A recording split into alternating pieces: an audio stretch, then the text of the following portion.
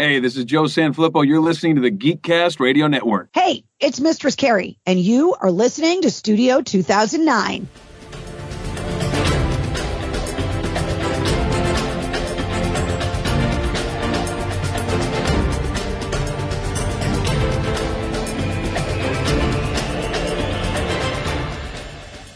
Boy, it couldn't have worked out better. There is nothing wrong with your podcast player. Do not attempt to adjust the volume. Hello and welcome back into our studio. You are now inside Studio 2009. I am, of course, TFG1Mike, and joining me once again, as always, is that good old detective, David Draper. Hello, sir. How are you?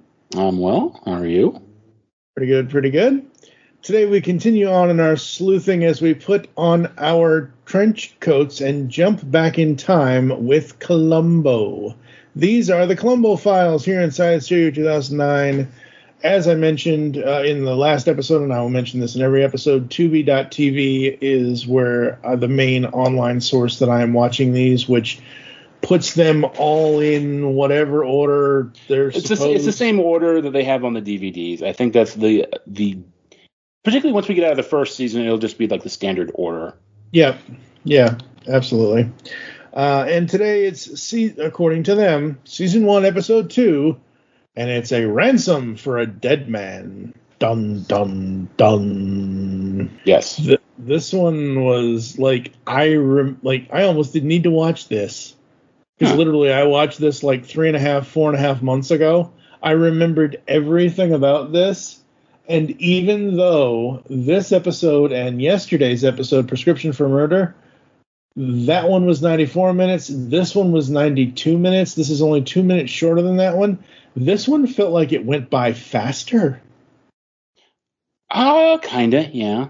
The pacing didn't feel like a play. It's more TV, less. Yeah. I mean, the original one, the Prescription Murder is literally an adapted stage play, whereas this one is more a TV show. I mean, they had to TV it. Yeah. No, and I love it. I wanted to mention that I noticed the kind of changeover where you're right. And the other thing is teleplay. Yeah, I wrote this down, but it's here in Wikipedia. The teleplay was done by Dean Hargrove. Yeah. Now, the man from Uncle, Columbo, Matlock. I mean, this dude did he's the creator of Matlock.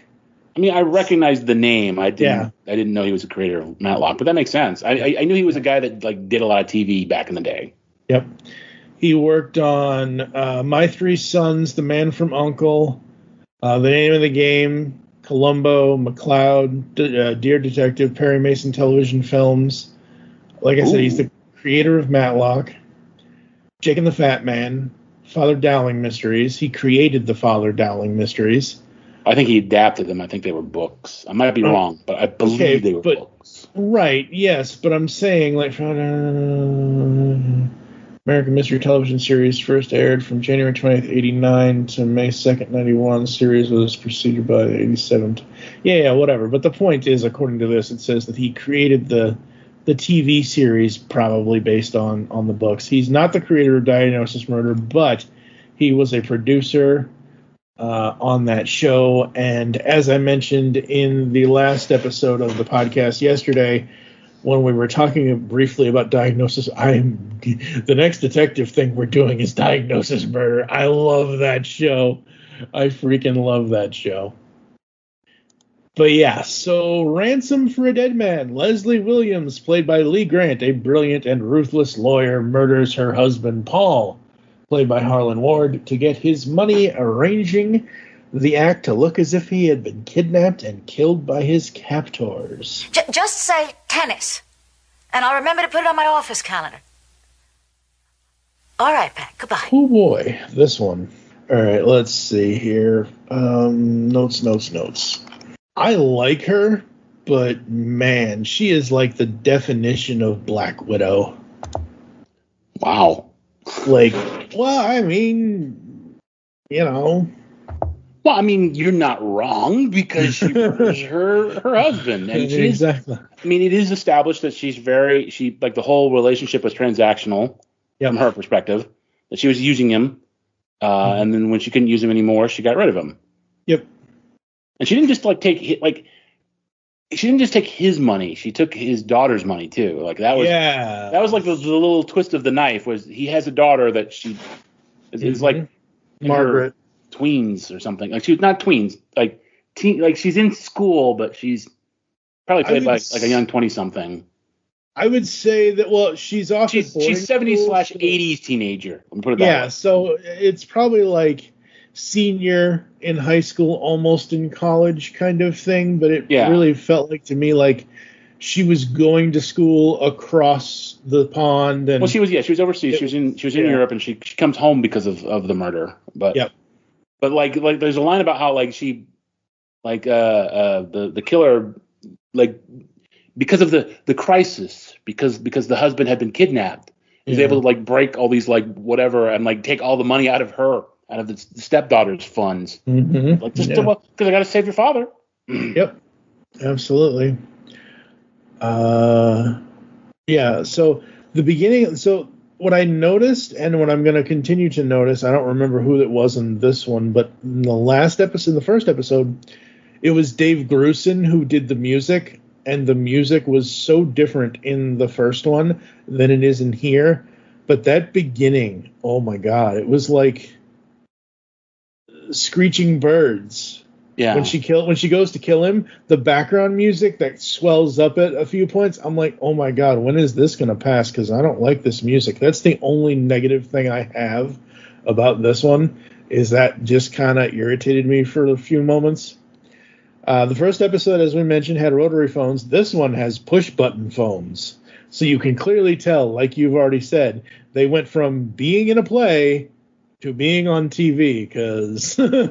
Well, and the phones, I think part of it was also, like, they make a point about the phones are very, for 1971, technologically advanced. Yes. This will come up in future episodes. You will see an episode that revolves around futuristic technology called a video cassette recorder. To blow your mind. But yeah, the fancy techno phones are important to her whole fake ransom or fake kidnapping, and she uses the phones to stage a call from her husband using taped audio from previous calls clipped together. Yep. Neat English, good speak. Yes. Columbo in the very beginning, it was not long before he was. Like, literally, it wasn't 30 minutes until we saw him. It was like maybe 15. Well, it opens. She's literally doing the ransom. Yep. So it's ransom for a dead man. And then the husband comes home. She shoots him, and then she like goes through the whole process of like getting rid of the body. And as I said in the previous episode, there's a little detail that you think she's gonna miss because there's a briefcase. He leaves his briefcase behind, but she gets that, and she kind of like sets up this whole thing where like he's been kidnapped on his way home. She just kind of abandons the car. She mails the ransom note. She dumps the body, and that was not a human body that she dumped down that cliff. Oh no! That body was made by the same people who made the glass from the last episode. It was just, I don't know. It was styrofoam or something. It was super light. Yeah. I'm like, because I was doing something in my room watching that, and like I couldn't even get my chair to scoot across the floor, and I'm like, a human body would just like flump once and stay there. You gotta like keep pushing it, and then she's got the FBI helping her out with like the kidnapping, and then suddenly she opens the door and there's Columbo looking for his pen. Gee, I'm sorry, Mrs. Williams, I lost my pen out here. Will you help me find it? No, he doesn't ask her to help her find it, like because she's offering to help, and he's like, no, it's fine. I'll get a flashlight. No, it's fine. That's fine. Yeah, I love Peter Falk. I love Columbo. He's such a great character. He's a character you have not seen in 50 or 60 years because there's no characters in today's television landscape that are like him. And that's what's so refreshing to me about watching these episodes again. It's just so cool. And I love where I think it was Columbo that said it. It might have been some. Mrs. Williams is a unique person. Yeah, he does say that. Yeah. Because she doesn't when she quote talks to her husband on the phone, she doesn't ask him how he is. Yeah. Which is that little detail that he catches real quick. It's like that's strange that he didn't ask. If I'd been kidnapped, Mrs. Columbo would immediately want to know how I was doing. You know. Mm-hmm. Yep. That helicopter scene though, when she's flying that helicopter, that was, oh man, She flew a helicopter? I thought she flew a plane. I thought she flew a plane. Okay, prop engine plane. Yeah, and no, because I remember that he was in the helicopter following them. Yes, that's what it is. That's he's running back to the helicopter and he kind of ducks. I'm like, I know you don't like horror movies, but like, the original Dawn of the Dead, man. Like, ever since I saw that, like, I've never flown in a helicopter and I don't want to get anywhere near them.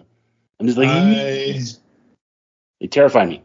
I've flown in a helicopter exactly once, and I was like 7 years old in 1987. My dad had helicopter lessons, and it was weird as hell, and I've never been in a helicopter since. But I love, as a flying machine thing, I love helicopters. Yes, you are correct. She was the one in the plane. I was just remembering them following her in the helicopter. In the helicopters, yes. Yeah. So did the stepdaughter slap? There's a point in this after the helicopter scene, after the drop, after all that stuff. Did the stepdaughter slap her or punch Mrs. Williams? Because the scene where the stepdaughter hits her, I was like, slaps her. Okay. Yeah. So I wasn't sure. Like, literally, I went back twice, and I'm like putting on my glasses and squinting my eyes and. Like it's 1971. She slapped. No, I'm not complaining. No, I'm not complaining. Yeah. I'm just saying that like the morals at the time, the attitudes at the time. Mm-hmm. Yep. Like she did not close fist punch anybody. See that's what I thought. Like I wasn't sure if it was because that's a slap. That's a light slap. But literally, there's a difference between that and this kind of thing where you actually hit somebody in the face with a punch, and I wasn't sure what she did, but I was like, whoa, stepdaughter, yikes. And Columbo, it wasn't just Columbo, it was my dad, it was my mom, it was everybody, but Columbo in this episode, it reminded me of why I always build time in, and I always try to be early everywhere I go. I don't do it on purpose, but it always happens. Like I never quite am able to properly anticipate how long it's going to take me to get somewhere. Mm-hmm. So I'm usually pretty early. I don't want to be late. I don't want to be one of those people that makes people wait. Yep. So I'm usually early, and I feel bad about that. I actually feel weird about that, but I get what Columbo's saying. Yeah. Yeah. Don't ever feel weird about that, because the funny thing is, a month ago, by the time this airs, this will air December 12th, 2024. In November, I had 2 different doctor's appointments, and when I called because I don't drive, so when I called for transportation, I said the appointment's at 9 a.m. We will pick you up at 8:20. Like, okay, cool. I got to the doctor's office, both appointments, like 45 minutes early, and they're like, people never come early. They're usually like either right on time or late. That's what they said to their offices. That's what they told me. My mother made us go to doctor's appointments super early. Exactly. Always. And of course, every single time they were running late. Yeah. So it's like you get there early and then you got to wait past your time because because someone came in and blah, blah, blah. It's an emergency. It's important. It's like, I guess I'm not. Doctor's offices is always hurry up and wait. You hurry up to get there to make sure you're on time or early, and then you're waiting on them, which is fine. That's the way it is. It is what it is. But I love that he said that about always getting everywhere early. When Columbo goes to the office and he runs into the other male attorney, and Columbo says to him, "Working for a woman, how do you do it?" And yes. He's like, "I like doing it. She's the best trial attorney in the state." I was like, dang, Columbo.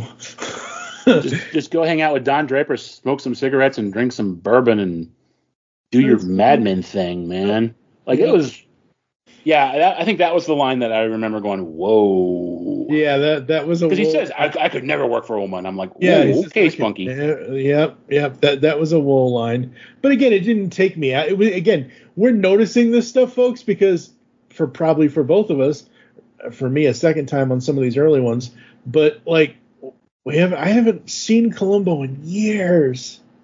Like, I needed to wait until I came up with a plan. That's how I do my entertainment nowadays, is I come up with a plan to do a podcast about whatever it is. I don't care what it is. My wife counter number 7. I'm just counting them up as we go. So this is at number 7 at this point. Ball game. He mentions about the ball game. He also mentions about how his wife tells him, "You're a warrior." And he goes on and Mrs. Williams, I am a warrior. I worry all the time. I've been worrying about shit my whole life. Like, so that's another thing. I'm like, okay. Mm-hmm. My wife counter number 8. He says something about how she tells him how much of a pain he is at times. That I think is a legitimate. Yeah, his wife probably did say that. Yes, absolutely. Idiosyncrasy, wonderful word. This is why I love this old TV stuff, because you hear words that you haven't heard in years, and that was a nice little scene. One more thing, counter number 6. He says it again, as always. That's a puzzler. I can't figure that one out yet when he's talking about various, like how the call thing was done. He hasn't figured out yet. Yeah. And then she takes him up in her airplane. Oh, God. That was a nice scene. That is her intimidating him. Oh, yes. Yeah. Very much so. And then when they get back on the ground, he goes through all these ideas, and she says a few ideas, and he goes, "That's a crazy idea. Forget about it." The only negative I have with this is some of the visual effects on the scene changes. Right after that, when the wife or the stepdaughter might still have the keys, or no, it was like, would the husband still have the key? It was the keys to the thing. The keys to the car, yeah. Yeah, the keys to the car. So that was a fade out to go to commercial, and then a fade back in. It goes to the diner into Mrs. Williams. I didn't visually, my eyes, that hurt my eyes, because that was a weird fade out, fade in to me. Again, it's a little nitpicky thing with my vision. It is what it is. But that really is the only negative I have for this. And just like earlier, when she slapped Mrs. Williams, I loved this. And this is where you were talking about him getting angry. She went to hit him. Columbo, young lady, don't you ever do that again. He catches her arm. He catches her arm. Yeah, but if he hadn't done that, she would have smacked him hard. Lieutenant Columbo, fumbling and stumbling. I love the way Peter plays the character. It's so good. Every aspect, even though this is only the quote-unquote second time we're seeing him, and I know it's going to get better as it goes along, but everything he does. And the thing about this episode is Mrs. Williams, she points out all this stuff to him. She literally tells him, "You're this, this, this, and this, and this." Well, and I was like, the previous episode had done that too. He's like, "Oh, you're a shaggy little dog with your cigar and your coat, and you're just trying to trick me into a false sense of." A lot of the people Columbo goes after kind of eventually figure him. It's funny because the story, the gloss on Columbo, the rap on Columbo is that he tricks people by being this way. But most of the people he goes after kind of figure him out before the end, like way before the end. Yeah. And in these early ones, they break it down. They're like, "This is what you're doing. I get it. You're trying to like play this game with me." But I liked the way she broke it down more than the way that Ray broke it down. Okay, sure. I'm just okay. Mm-hmm. Yeah, I love here's looking at you, Mrs. Williams. I'm like, oh, you had to pull Humphrey Bogart out, didn't you? That was good. And at the end, his absent-mindedness. Would you mind if I just signed for this? Oh, I love it. He owes her like $1.10 airport lounge. Yeah, and like he's got this briefcase full of cash, which is the key evidence that gets her arrested. And he's like looking, he's counting the cash, he's looking at the cash, and the waitress comes up for like $1.50 or something. Yep. It's $1 something, and he has no money on him, but he's got like hands full of cash. That is such a classic Columbo moment. It's the classic Columbo moment because you don't know what he's gonna do. Like, Oh yeah, no, I know he's gonna come up with something, but like literally, when I was watching that scene, I'm like saying to myself as I'm watching, like, don't use the money in your hand. Don't use. Oh, the money. I knew he was not going to use it. I didn't think he was going. Yeah, I know that's the joke, but yeah, sometimes. And he didn't have a pen either. Yeah, he didn't have a pen to sign for it. Yeah, he didn't have a pen to sign for it, and she had to come. The waitress had to come up with one. There's that moment, and then there's in the diner. There's a great moment between him and the chef. He gets the menu, and the chef goes, "You look at that menu every time, and you always just order chili." And he's like, "Yeah, well, maybe today. I'll have the chili. I'll have the chili." And it's the crackers that make the chili the best. Yes. Like that's one of those things that like people like everyone talks about the trench coat and the dog and the car, but he is repeatedly he loves his chili. He will go get his chili every day. Yeah, I love the trench coat. We're just now seeing the car. That was his trench coat, by the way. Like that was Peter Falk's trench coat that he brought from home. And that's why it's so cool, because it's something that the actor, it was a quote unquote prop that the actor brought from his own, like to make this is what makes Columbo authentic. This is what makes Columbo feel like it. Like when I am watching these episodes, when I watched these today before the recording for this one and the other one the other day, whatever else, I felt like I was in a world that was separate from the actual real world we live in. And that's what entertainment is supposed to do. It's supposed to bring you in and make you feel like you are in its world. And him bringing his own coat from home as an actor to use as this character, just amazing. Flat out amazing. Any other notes from you, sir, on Ransom for a Dead Man? Well, I do think it's interesting that like that line about the chili also involves imagination. That the chef gives him a hard time for not having imagination, and that comes back in the final conversation with Ms. Williams, where like he chides her for not having imagination. Yeah. And it's he uses another person to help him crack the case. He uses the stepdaughter to like manipulate her into getting, because the whole thing was she kept the money, she hid it. But she couldn't really spend it because they never actually say this, but presumably the FBI had kept track of the serial numbers or something. They knew, because that's what they used to do back in the day. So like she couldn't spend the money. Yeah. So the whole thing was he had to get her to expose the money. So he used the stepdaughter, and his whole thing is you don't have the imagination to think that people would care more about other things than just money. So the stepdaughter is like, well, if you just pay me off, I'll go away and leave you alone. Yep. That's how they get her, which is another. And this one, you should be happy. The cops. He goes, read her rights and take her away. So the cops take her away. The cops take her away. Yeah. She doesn't get away like the guy from the last one. Yeah, exactly. That's so cool. Now I thought this isn't the same person, but I saw the name Richard O'Brien in the cast for the priest that was in this. Even notice. No. I'm just going through the cast list on IMDb for this episode to see if I notice any actors' names, actors or actresses, to see. And I noticed the name Richard O'Brien, aka Ritz O'Brien, but it's not the same. It's not Ritz O'Brien. It's somebody completely different. But are you talking about the guy from Rocky Horror? Yes. Yeah.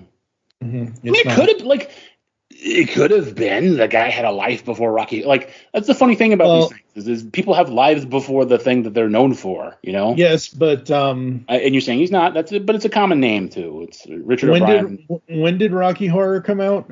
Late 70s, I believe. Okay, this Richard O'Brien died in March of '83, and the only reason why I know it's not the Rocky Horror Ritz O'Brien is because Ritz O'Brien is the voice of Mr. Fletcher and Phineas and Ferb, Ferb's dad in the cartoon. But this, wow, yeah, I did not know that. Yep, neat. Like I said, like people have lives before the things that they do. That they're known for. Absolutely. But I absolutely love the Patricia Maddock, who played Margaret. I think she was a great actress. She's I don't think she's still working.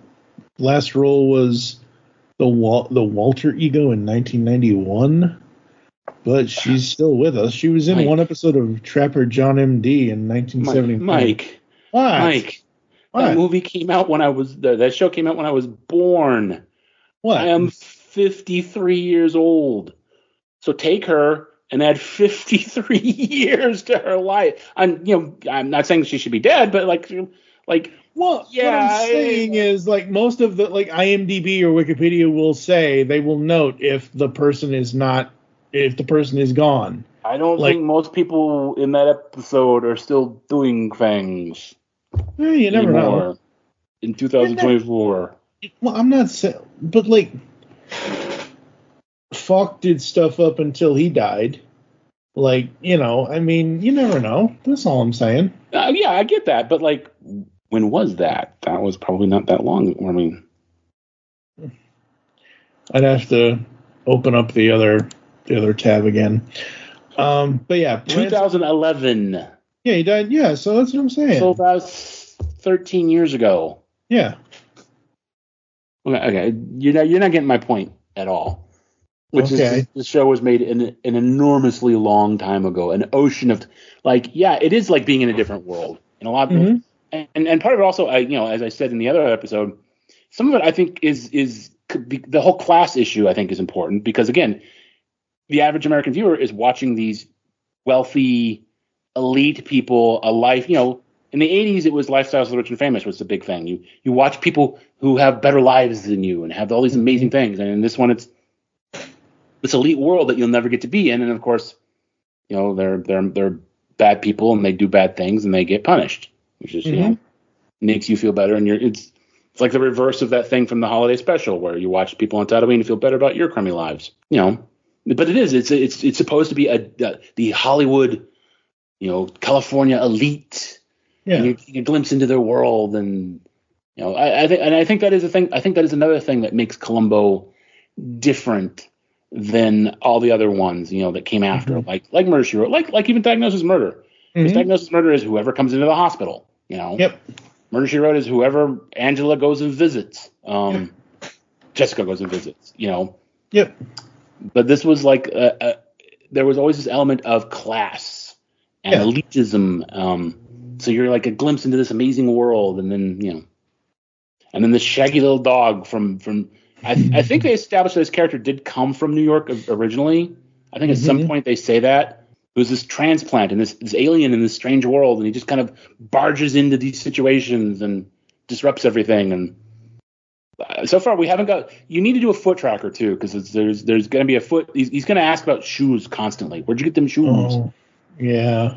That is a thing that happens a lot. Where'd you get them shoes?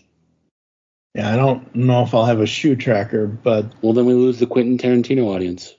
Did we even have a Quentin Tarantino audience? Well, we don't now. Not with that attitude. I don't... That's what I'm saying. I don't know. But no, Ransom for a Dead Man, absolutely. I loved this one. I thought this one was really great. Again, folks, you can watch all of these on Tubi. Did the show keep your interest throughout? Yes. Are you itching to watch the next episode now? Yes. Yes. Would you recommend this show to people? Of course. Like, if you like detective stuff, this is classic noir type, not full-on no, noir. It's not noir at all. It's close. No, it's not. It's adjacent. No. Yes, it is. Oh. Stop breaking your brain. I'm not breaking my brain. I'm an English major, and I watch films, and I know things. Words have meanings. Crime drama. There. Are you happy now? Yeah, noir is not crime drama. Noir is a whole thing. It's got a whole attitude, a whole... Whatever. Yes. Whatever. Don't make me taunt you a second time. Go get your bride, princess. Overall, for this one, 0 to 5 with half points, I think I almost want to give this a 5. Okay, cool. I'm probably going to give it another 4. I liked it a lot. I know there are ones that I like better that I know are coming. It's one of those, like, when we were doing the Star Wars ones and it was like there were a couple early ones, I was like, I can't give it a 5 because these things are coming up. You know what I mean? Yeah. Like you can't undermine the validity of the rating by like giving everything a 5. So So it's a good episode. It's a fun episode. There are more amazing things to come. But 4 is a solid. Like 4 is a solid rating, right? Oh yeah. 4 is still positive, absolutely. I'm positive. Like it's good, right? Yeah. It's actually really good. Okay. Or no, it's where is it? Hold on. I don't know. Yeah. Really good. High quality fun. There are some issues, but they won't ruin your experience. I wouldn't even say there are issues. It's just that there. But I'm saying I'm just qualifying my thing. I wouldn't say there are issues. I just think that it hits higher notes down the road. Yeah, absolutely. All right, folks, that's going to do it for this one. We're going to take a quick podcast ad break, and we're going to come back to close the show right after this. You see, it's like this. This is not just a kidnapping. This is a murder now. And I kind of figure that's my department. Hello, geeks and geekettes! Looking for a podcast that covers a vast array of topics? Then check out Altered Geek Unleashed, where we discuss our thoughts on this week's geeky news, tech, gaming, television shows, movies, cartoons, comics, and more. So, get altered, get geeky with the Altered Geeks. Every Friday on the Geekcast Radio Network.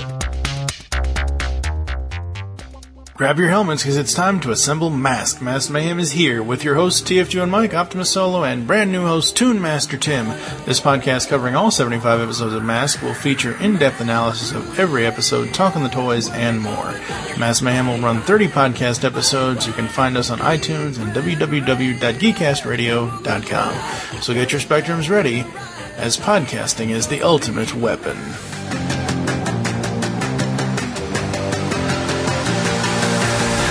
Hi, welcome to Up Nerd. What is Up Nerd? Up Nerd is a podcasting network of shows hosted by me, The Uneven Flow. People have told me I like to talk at them about a pretty wide range of topics, comics, games, movies, books, whatever, and now I'll be able to talk at you. Along with the weekly show will be 2 bi-weekly shows. First we have Find You Pick, a show where one host picks a movie, then both hosts have to watch it. Then the next episode, the other host picks the movie. Each show will have a breakdown of why it is that movie was picked by that host, after which will be a discussion about what it is we just watched. Lastly, we have the show Top 3, Bottom 3. Similarly to Find You Pick, one host picks a television series, and the next week, the pick alternates to the other host. Here, the episodes of the show are chosen by the top 3 episodes and the bottom 3 episodes, as rated on IMDb.com. Yes, this is probably the worst way to watch and review a television show, and yes, that's the idea. On our shows, I'll detail out how you can suggest things for us to watch. You can reach out and talk with the hosts, and maybe even appear on an episode. I hope you'll join me for this exciting new podcast adventure. I swear we're going to make it more than 8 episodes. And now, through the magic of the Cybernet Space Cube, the computer repents stories of the Transformers. Transformers Generation 2. Wrong. This is not Generation 2. This is Generation 1 done right. The year will be 2014, and from secret staging grounds on 2 of Cybertron's moons, the valiant podcasters prepare to reclaim their reputations. September 17th, 2014, the TFG2 podcast premieres 45 podcast episodes dedicated to all 98 episodes of the Generation 1 cartoon, plus so much more than meets the ear. Join TFG1Mike, Pecan Court Michael, Optimus Solo, and sometimes Steve Megatron as they redo TFG1 and get it done right. You can find the TFG2 podcast on www.geekcastradio.com and iTunes. We shall rise again. Kid? Yes? Shut up. Beyond the Night is the GCRN's latest review podcast. We are covering everything in the Knight Rider television universe, from the classic 80s TV series to the 1991 reunion film, Team Knight Rider, and the 2008 relaunch series as well. So join TFG1Mike and Dion the Music Man as they go in-depth in Beyond the Night, only on Geekcast Radio Network. You can find Beyond the Night in iTunes and on www.geekcastradio.com. ticket? Yes, Michael. Just keep driving. Discover a world of vintage and modern toys that's more than meets the eye with the Triple Takeover Toycast. Hosted by toy writers and photographers Toybox Soapbox, 6O, and TF Square 1, this informal and chilled out series of discussions cover everything from vintage Transformers to Mask, Diaclone, Microman and more, be it nostalgic or current. Whether you're a seasoned collector or a casual robot enthusiast, all are welcome. Triple Takeover Toycast. On the Simplistic Reviews podcast, we talk movies. We talk TV. We talk... Hello, Julie, what the heck are you doing? Trying to make our spots sound more exciting by adding explosions. Yeah, I'm pretty sure you could have got the point across with sound effects, not the real thing. Car. Download the show on iTunes or at simplisticreviews.blogspot.com. I'm sure your insurance company will cover that. No, they won't. No, they probably won't. Besides, how could she do it? What would she do? Involve some other people? That would be very risky, wouldn't it? No, you see, the only possible way would be... No, that's crazy. What is it? No, it just occurred to me that the only possible way would be if somehow there never was a kidnapping. She killed him, then set it up to look that way. Oh, no, I never said that. I mean, that's a crazy idea. I mean, forget that idea. Lieutenant, how do you go about proving something like that? Oh, goodness, I don't know how to do that. Listen, I think you got a crazy idea there. I think you ought to forget about it. All right, folks, we are back with the Ransom for a Dead Man Columbo. We will be beginning the series proper after these pilots, so tomorrow will be the actual full beginning of the actual season 1 kind of stuff, even though I've said Prescription Murder and Ransom for a Dead Man are season 1. It's messy. Like I'm probably being a little nitpicky about it, but it's messy. Yeah, so the way I'm looking at these is, number one, the way Tubi has them laid out, because it's easy to watch. Just watch them in order, because they have them in number in series order. So 1, 2, 3, 4, 5, 6, 7, 8, 9, blah, blah, blah, whatever. That's the way I'm looking at it for everything. Like I said, the DVDs back you up on that, but they also kind of make a point that the first few episodes are kind of they're special. Yeah. They're very special. Any other final thoughts from you before I run through the closing, sir? I am just looking we still haven't gotten the Peugeot and we still haven't gotten the dog yet, so I'm kind of excited for the first sightings, No, we got the car. Barely. Did we get got the car? It. When he's in the lot. When she goes to leave. There was something that kind of looked like the Peugeot. He was standing by the car. He was standing by supposedly his car, I'm assuming. I think. I mean, you'll know it when you see it. It's French. Yeah, obviously. It's French. But, yeah. Wait. Dude, that's the whole thing. It's like the shittiest car that France ever produced, and like the joke is that he's proud of it. He loves it because it's French. It's French. That's right. Absolutely. I might. I don't think I could speak it. I would have to. I'm not doing. No. I was almost gonna say, maybe I'll do the entire intro next episode in French, but I'm not. I don't think I could do that. I don't think I could do that. Any other? I don't even know if the Peugeot is in it. So. No, true. Any other final thoughts? No. It's a good episode. She's a good antagonist. I think that's another thing we need to sort of start keeping track of is the quality of the antagonists, because they are they're the main focus of the episode. Like up until Columbo shows up. I think she's a good antagonist. She's the weird thing is she's as sociopathic as Ray was in the first episode, but she doesn't come across as sociopathic. It's weird. Like she seems very personable, and I remember in the very beginning when she's doing her case, her legal case, and she wins the case for her insurance company and the building, but she tells them, your building is lit very poorly and you need to fix that. And I'm like, maybe she's not completely evil, like it's because there will be antagonists who are actually very sympathetic. That will be a thing. There is an episode where one of them says, "I wish," because she's avenging a murder, Right. I wish you had investigated that murder instead of the one that I committed. You know what I mean? Yeah.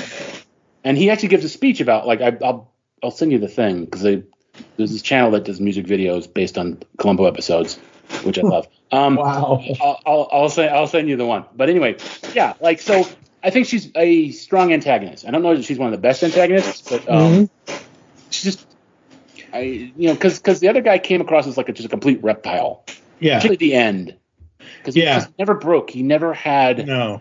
He was always the same level. Yeah. Where she does have highs and lows, and she does seem very human. And she has moments where she seems like a good person, but at the end, she thinks that everybody is as greedy as she is, and she gets caught that way. Yep. Absolutely. All right, folks. Thank you for joining us here inside Studio 2009. If you'd like to get in contact with us or leave feedback for the show, there are several ways to do so. Visit the website, geekcastradio.com, where you can listen to, comment on all the content, as well as checking out the brand new GCRN store. You can get, and I love this is a cool idea, a GCRN glass pop can. So it's basically it's a glass, but it's in the shape of a soda can with our logo on it. Yeah. We've got mugs, we've got shirts, we've got all kinds of stuff, and we're adding stuff as we go here. But we got a brand new store, so check that out over on geekcastradio.com. You can send any email to feedback@geekcastradio.com. You can check us out on all the podcatching clients out there. If you're Apple users, it's Apple Music. If you're Android users, it's Spotify. At least that's the one I use most of the time. You can follow us on Twitter @GeekCastRadio for the network, It's Studio 2009 for the show. I'm at TFG1Mike. Dave doesn't do social media. Oh, look, if you really need to say something, say it to Mike. Mike will let me know. Become a fan on Facebook. Go to facebook.com/GeekCastRadio Network. You can also check out Studio 2009 podcast over there as well. Join us next time when Dave and I will be talking about Season 1, Episode 3, Murder by the Book. For now, that is a sub-theme of Columbo episodes, are killer authors. Yep. And I love it. It's awesome. That one is going to be so fun to discuss, because damn. For now, I'm TFG1Mike with David Draper. You'll hear us back in the studio soon. Yeah, after all that, I almost forgot to say it. Goodbye, Mrs. Wade. Goodbye, Lieutenant.